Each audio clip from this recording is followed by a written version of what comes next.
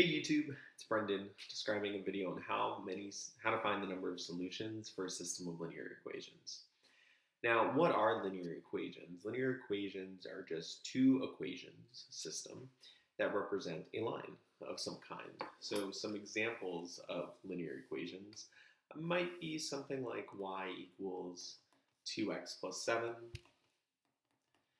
and y equals negative 4x minus 2. This could be a system of linear equations. So two equations here, each representing a line. We might also see these equations written in standard form. So maybe we have something like 3x plus 2y equals 8. And also negative 4x minus 18y equals 7. It's just the system indicates that there are two or more. And then the linear just means that there's no square, there's no square root, there's nothing like that. So when dealing with systems of linear equations, if we want to figure out how many solutions there are, we need to think about what kind of lines are present. So what kind of system of lines has no solution? Well, let's say we had this right here, and we wanted to draft or draw two lines that have no solutions. What we could see is that these lines would be parallel to each other. So two lines that look like this would have no solutions. And what's needed for that is we need to have the same slope on both lines, but then we have to have different y-intercepts. Now, on the next one, let's say that the lines are only going to have one solution. Well, in order for two lines to have one solution, they simply have to intersect. So they could look something like that.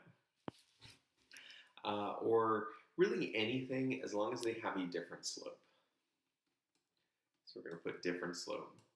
The y-intercept, it doesn't matter. The y-intercept can be same or the y-intercept can be different. It really doesn't make a difference. If the y-intercepts are the same, it will just mean that they intersect on the y-axis. But if the y-intercepts are different, they'll intersect somewhere else. And then for infinitely many solutions, we basically need to have the exact same line. So if I were to draw this line, and then I were to draw another line that perhaps went through this, and I've changed the thickness just so it's clear. This would be infinitely many solutions. So because they are the exact same line, they intersect at infinitely many points, and in order to be the same line, they need to have the same slope and the same y-intercept. So when it comes to the SAT, what kind of questions are they going to ask you about this? Well, they're probably going to give you something like this. They're going to say y is equal to ax minus 6, and maybe y is equal to 4x plus 7. And then the question is going to be something to the tune of, for what value of a, I'll type this right here, so for what value of a does the above system of equations have no real solutions?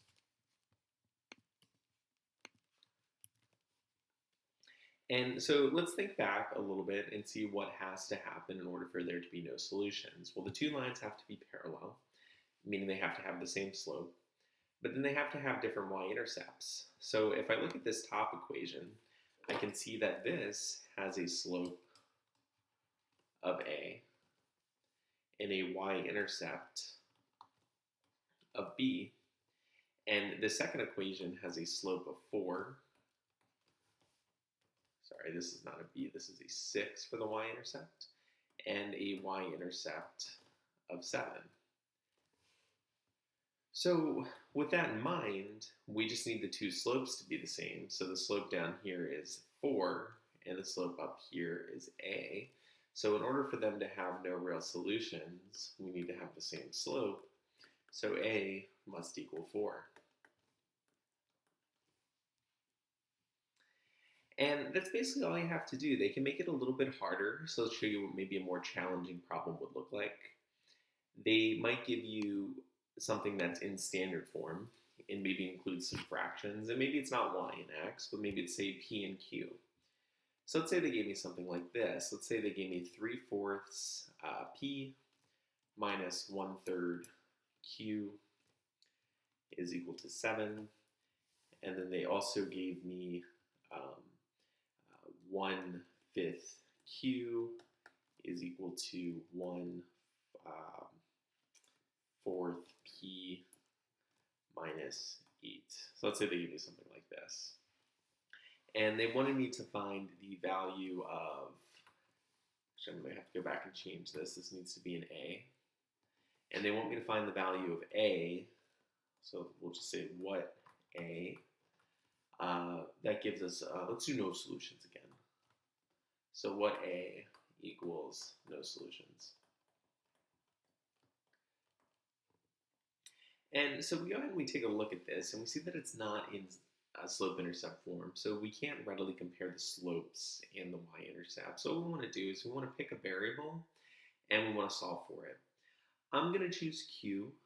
You just as easily could choose p, but I'm going to choose q here because I think it's going to be a little bit easier to solve for q given that this is already on the solve for it.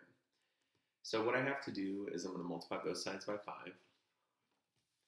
So then I'm going to end up with q is equal to 5a times p minus 40.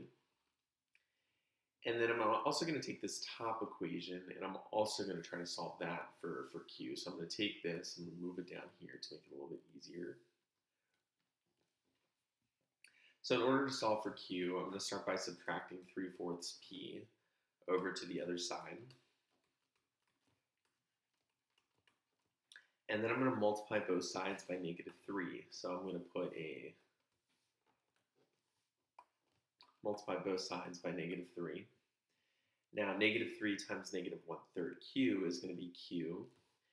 And then I distribute it to this term as well. So I'm going to have 9/4 p minus 21.